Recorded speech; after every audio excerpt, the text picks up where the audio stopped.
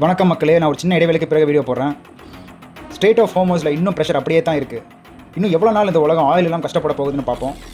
எல்லா கண்ட்ரீஸாலையும் கோப்ப பண்ணிட முடியுமா, இல்லை நல்லா ஃபைட் பேக் பண்ணுறாங்களா? பிடிசி சார்ட் என்ன சொல்லுது? Last time 9 exponential moving average தான் இதோட பெரிய ரெசிஸ்டன்ஸ்னு சொன்னேன். அது இன்னும் வேலிடா, இல்லை அந்த ரெசிஸ்டன்ஸை உடச்சிருச்சா? கோல்டு அண்ட் சில்வர் சார்ட்ஸ் என்ன சொல்லுது?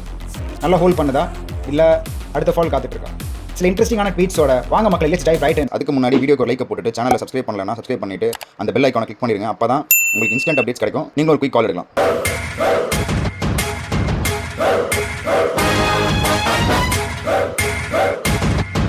குயிக் டிஸ்க்ளைமர், இந்த வீடியோவில் வர எல்லா கண்டென்ட்டும் எஜுகேஷனல் பர்பஸ்க்காக தான். It's not financial advice. Crypto markets highly volatile. So அதனால் நீங்கள் ஃபுல்லாக ரிசர்ச் பண்ணிவிட்டு இன்வெஸ்ட் பண்ணுங்கள், ட்ரேட் பண்ணுங்கள். Treat this as educational videos. Okay, let's start with vendor bubbles. எல்லாமே கொஞ்சம் பாசிட்டிவாக இருக்குது. எல்லாம் கொஞ்சம் மூவ் ஆனதுனால கொஞ்சம் பாசிட்டிவிட்டி தெரியுது. இது சஸ்டெயின் ஆகுமா என்னங்கிறது கொஞ்சம் நல்லா பார்ப்போம். பட் எனக்கு தெரிஞ்சு வந்து அந்த ஹியூஜ் ரெசிஸ்டன்ஸ் நம்ம பற்றி பேசணும். பிட்காயின் வந்து 9 எக்ஸ்போனென்ஷியல் மூவிங் ஆவரேஜ் கிட்ட சம்மர் ரெசிஸ்டன்ஸ் இருக்குது. அதை தாண்டி போனால் தான் கொஞ்சம் ஒரு பாசிட்டிவிட்டி நமக்கு தெரியும். இல்லைனா அது வரைக்குமே வந்து சின்ன சின்ன மூமெண்ட்ஸ் தான். Let's wait and watch guys. இந்த பீட் பாருங்கள். Long oil here as it's மிஸ்பிரைஸ்ட்.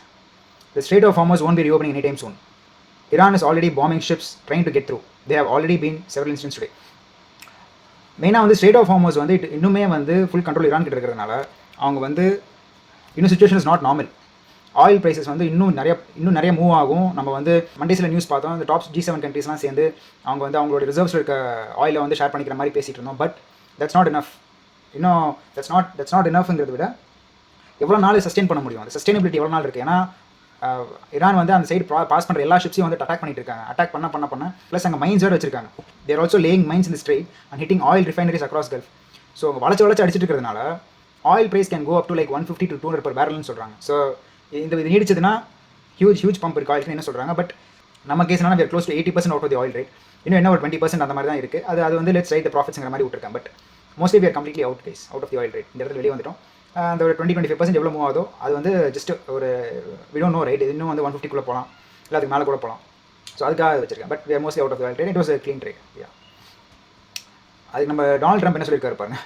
If Iran has put out any mines in the Hormuz Strait and we have no reports of them doing so, we want them removed immediately.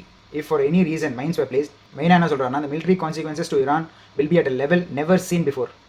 இது வரைக்கும் attack பண்ணாத அளவுக்கு நாங்கள் attack பண்ணிடுவோம் அப்படின்னு ஃபஸ்ட்லேருந்து இந்த மாதிரி தான் ட்ரம்ப் பேசிகிட்டு இருக்காரு. பட் ஈரான் வந்து அதெல்லாம் எதையுமே கண்டுக்கிற மாதிரி தெரியல. அவங்க வளைச்சு சுற்றி அடிச்சிட்டு இருக்காங்க. இஸ்ரேல், துபாய், அங்கே இருக்கிற ஆயில் ரிஃபைனரிஸு, பாஸ் பண்ணுற ஷிப்ஸ் எல்லாத்து மேலேயும் குண்டு பறந்துக்கிட்டு இருக்கு.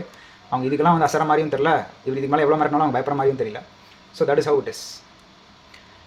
இந்த வீடியோ எனக்கு ரொம்ப பிடிச்சிருந்துச்சு. He is one of the legends. Peter பிராண்ட்ங்கிறவர் வந்து ஒன் ஆஃப் தி லெஜெண்ட்ஸ். அவர் என்ன சொல்லியிருக்காருன்னா, the big banana is forming a little banana and it indicates there is about to be a banana split BTCன்னு போட்டிருக்காரு. So first இதை பாருங்கள். It's daily candle. இது ஒரு பனானா ஷேப்பில் வந்து நமக்கு வந்து ப்ரைஸ் அப்போ ட்ரெண்டில் இருக்கா. பியூட்டிஃபுல்லாக இங்கே ஒரு 70 வந்து இங்கே ஒரு 60 லோ அடிச்சுட்டு அடுத்தடுத்த லோஸ் வந்து கொஞ்சம் ஹையாகவே ஃபார்ம் ஆகிட்டு இருக்குது. So it's like banana trend மாதிரி ஃபார்ம் ஆகிட்டு இருக்குது. But this banana is a smaller banana of the larger banana over here. இதுதான் வந்து weekly candle starting from 2014. From 2013 form, கிட்டத்தட்ட 2013 இந்த ஒரு பனானா ஃபார்ம் ஆகிருக்குன்னு வச்சுக்கோங்களேன். வித் கிராஃப்ஸ் இந்த மாதிரி அப்படியே மேலே போயிட்டு அழகாக ஒரு பனானா ஷேப்பில் ஃபார்ம் ஆயிருக்கு. அப்படின்னா நம்ம பார்த்துட்டு இருக்க இந்த பர்டிகுலர் இந்த குட்டி பனானா தான் small banana forming with the larger banana சொல்கிறார். So is it an up trend அப்படின்னு சொல்லி அவரே கேட்டிருக்காரு. ஒரு அப் ட்ரெண்டா இல்லை வந்து இஸ் இண்டிகேட்டிங் சம்திங் அப்படிங்கிற மாதிரி கேட்டிருக்காரு. It is good analysis. இது வந்து எப்படி போகும் என்னங்க நமக்கு தெரியாது. But for now it is a small banana within the larger banana. So it's a banana split. Beautiful way. It's a beautiful way of putting it. அது அப்புறம் இந்த அனாலிசிஸ் ரொம்ப பியூட்டிஃபுல்லாக இருந்துச்சு. அதான் உங்கள்கிட்ட காட்டான்னு தோணுச்சு. திஸ் இஸ் சூப்பர் பான். இங்கே பார்த்தீங்கன்னா Benjamin Kovan, another legend of Bitcoin. In bear markets, Bitcoin will often spend more time going up then going down. When it does go down, it goes down very quickly, sets a low and then trends up for a few weeks, months before going lower. You can see the change in market structure from bull to bear.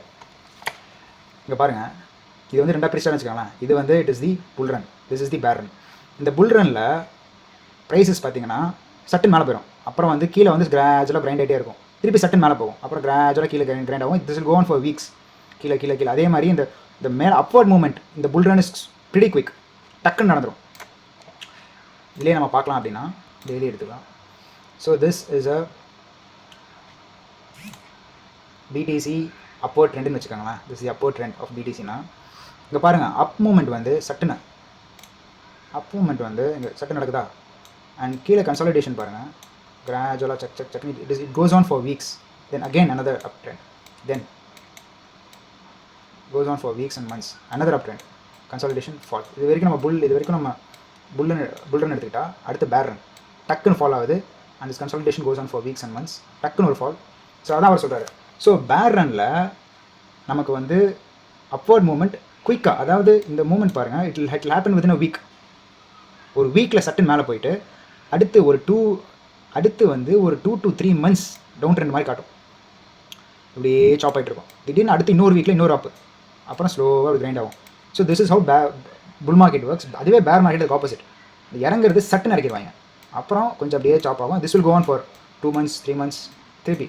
So இது இப்படி தான் வந்து இப்போ இதை பாருங்கள், கிளியரான ஒரு consultation போயிட்டுருக்கு. அண்ட் கண்டிப்பாக I don't see it moving up beyond this நான் நினைக்கிறேன். பட் let's see இது வந்து it is going for another leg down. That is my take. So அதுதான் ஒரு பியூட்டிஃபுல்லாக சொல்லியிருக்கு. So coming to the charts guys, there's nothing much happening. Okay, பெருசாக வந்து பிடிசியில் ஒன்றும் நடந்துடல. It is all the same old story. நம்ம பார்த்த அதே கதை தான், ரொம்ப நாளாக கிரைண்ட் ஆகிட்டு இருக்கு அதே கதை தான். அதே ரேஞ்ச் பவுண்டில் prices are grinding.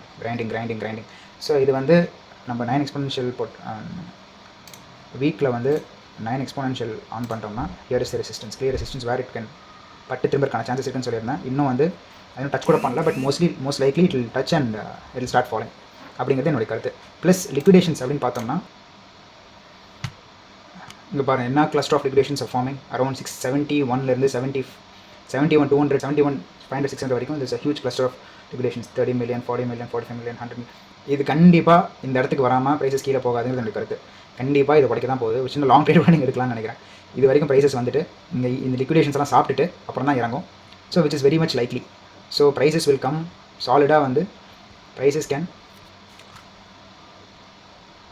Come up to 72,000 வரைக்கும் வந்துட்டு இங்கே லிக்விடேஷன்ஸ்லாம் முடிச்சுட்டு, ஒரு இன்னும் கொஞ்சம் ஃபர்தர் ஹையராக போய் லிக்விடேஷன்ஸ்லாம் முடிச்சுட்டு it can start falling.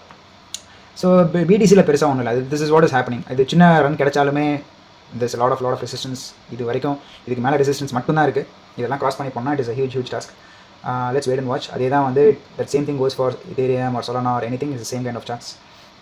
Coming to gold, it is really holding up இந்த சப்போர்ட் ரீஜன் பாருங்கள்.